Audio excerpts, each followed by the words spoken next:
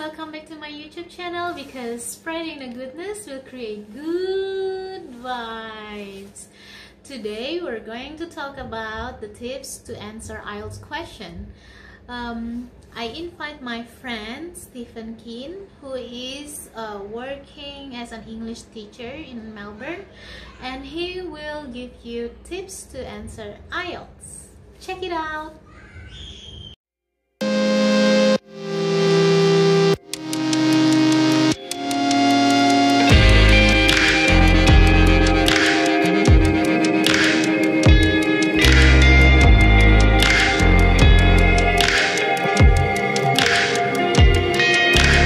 Jadi hari ini kita bakalan ngobrol seputar tips untuk menjawab pertanyaan-pertanyaan di IELTS.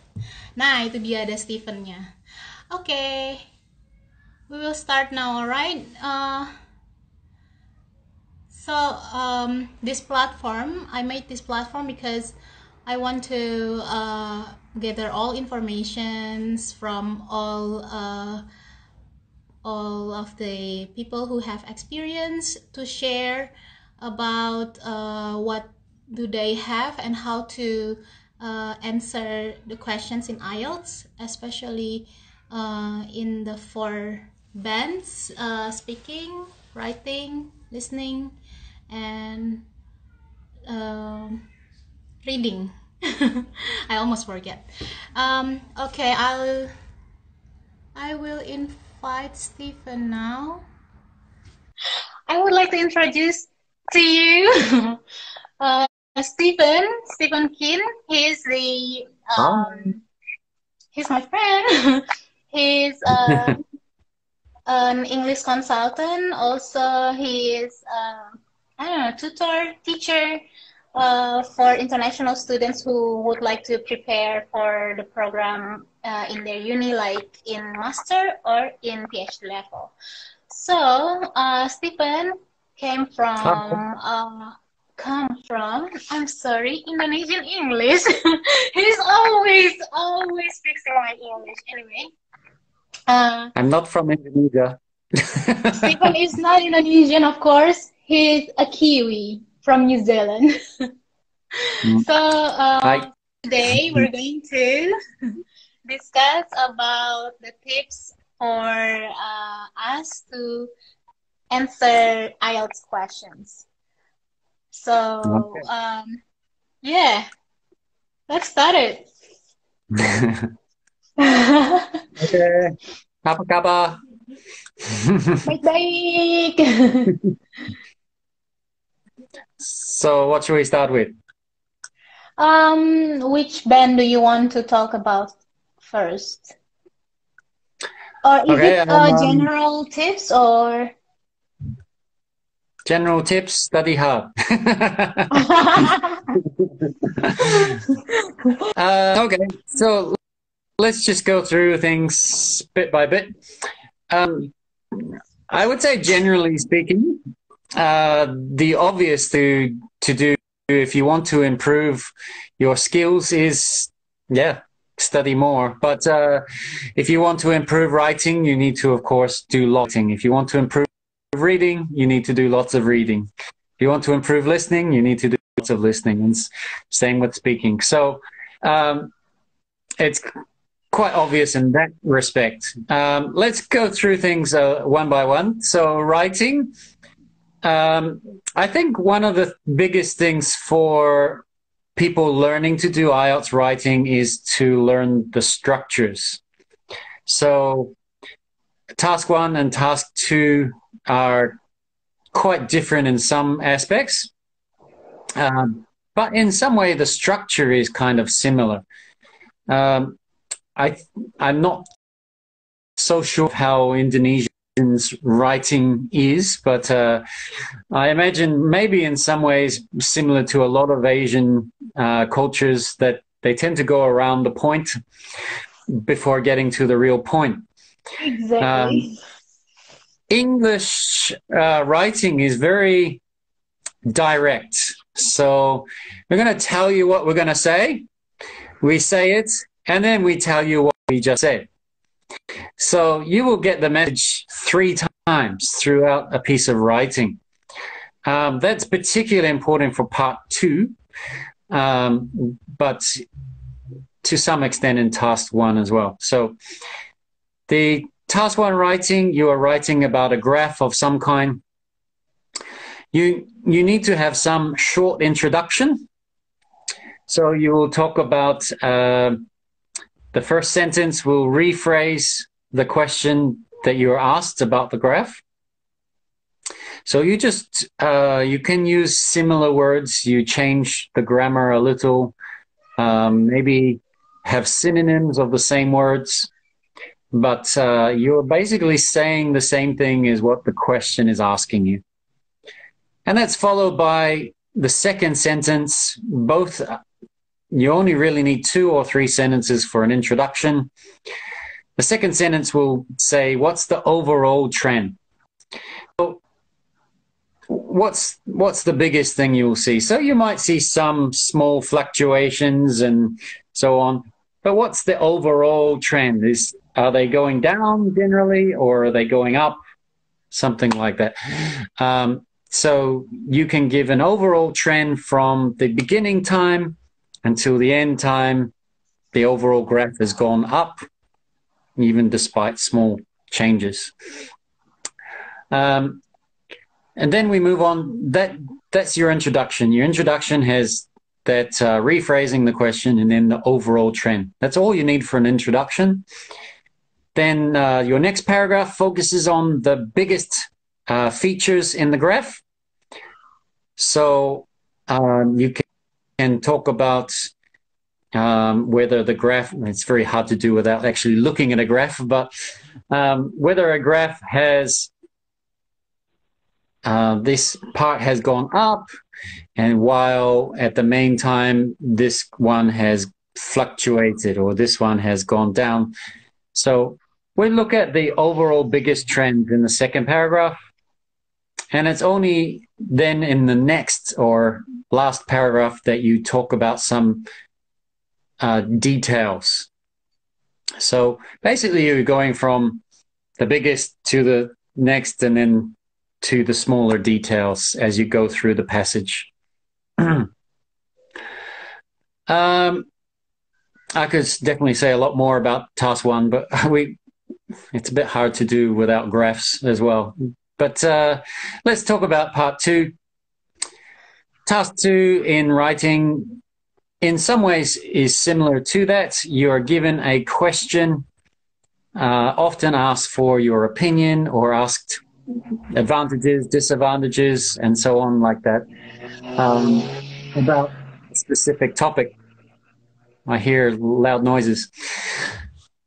So, again, as I said, you would have 3 main parts to your essay. Okay, part 2 is an essay, and you're going into an introduction. You're going to say what we're going to say. We say it, and then we recap it at the end. We say what we said. So our introduction, again, we kind of rephrase the question, like in part 1. And then we should be saying, okay, there are many disadvantages. There are also other people who disagree with this opinion. So you need to mention both sides. And in some cases, you're asked for your opinion. So you'd come to mention your opinion in the introduction. Okay, so again, there's sort of 2 parts to that introduction. Rephrasing the question, and then looking at what you're going to talk about. I'm going to talk about the advantages and the disadvantages and give my opinion. So after that, let me finish this yes, part 2. So in part 2, after introduction, then you will go into usually your advantages, and then followed by a following paragraph about your disadvantages. And then at the end, we need to wrap it up and come to a conclusion, wrapping up all the points that you've said which leads to either your opinion or, depending on the question, sometimes you might be included in those paragraphs. Okay, you want to ask your question, Anggie? No, I just want to repeat your points that after we put an introductions paraphrase from the questions, we decide our positions, and then we put the advantages paragraph, and then followed by the disadvantages paragraph, and we conclude at the end of the paragraph overall trends that we explain in the whole paragraph in the previous paragraphs. Is that it? Yeah, right. Yeah. Okay. It partly depends on your opinion, like if you are asked for an opinion, because sometimes you're not. But yeah, you have to be clear about the question. Does the question ask for your opinion? So don't give your opinion if you're not asked for it. But also, if you think the disadvantages are stronger than the advantages, then that around. So you put the disadvantages first. If there are more disadvantages than advantages, then you would put that first and then put your advantages, so that in your conclusion you're wrapping up and saying that there are more disadvantages than advantages. So what kind of you said that we need to elaborate based on the questions. However, I would like to ask how many types of questions that might be appear in the IELTS writing. Maybe like opinion. What are the types of the questions? Like maybe asking opinions, explaining about the process. Is it in task 1 or task 2? Yeah, something like that. I don't really remember. Yeah, something like I remember the argumentative. Sorry. I said process is task 1. Yes. Ah, okay.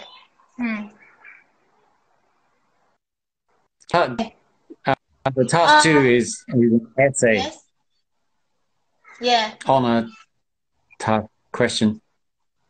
Yeah. You got a questions? Do you want to answer now, or do you want to finish your explanation first? Oh, somebody asked something? In writing task 2, there is a question: to what extent do you agree or disagree to the statement? Could you explain more what is meant by this expression? Ah, okay. Yeah, that's a common type of question, to say, to what extent do you agree or disagree? To what extent basically means how much do you agree? So maybe you agree completely, or you agree partly, 50-50, or you completely disagree.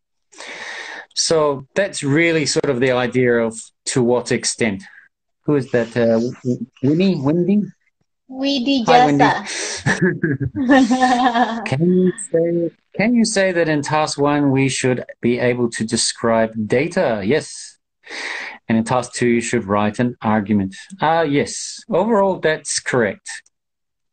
Task 1 is more data-based, so you need to understand how to explain data. And yes, task 2 is basically about logical argument.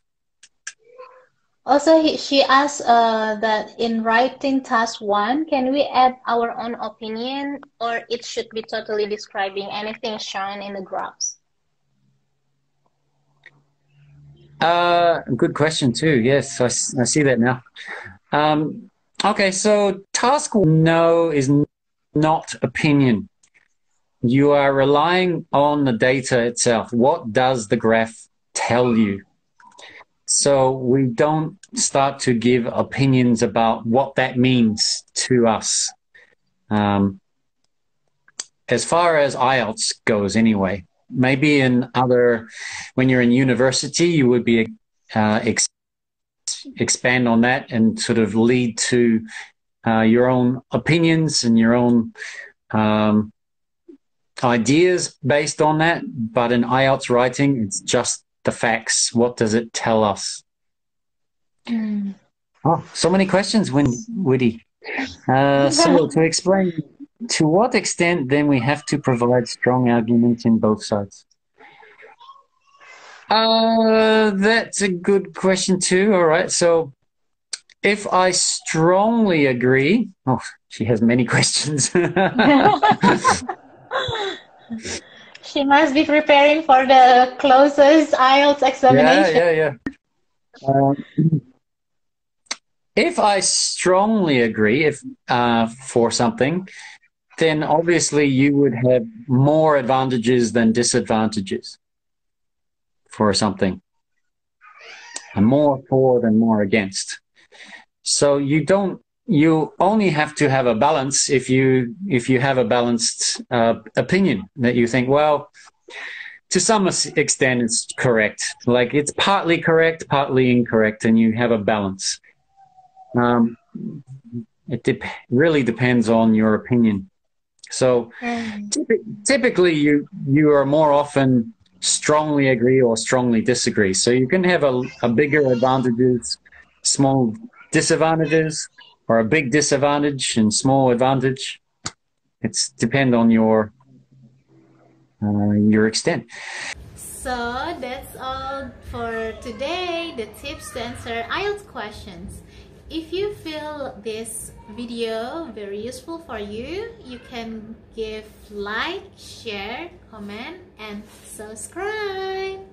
So thank you for watching everyone, and thank you for subscribing my channel. See you. Bye.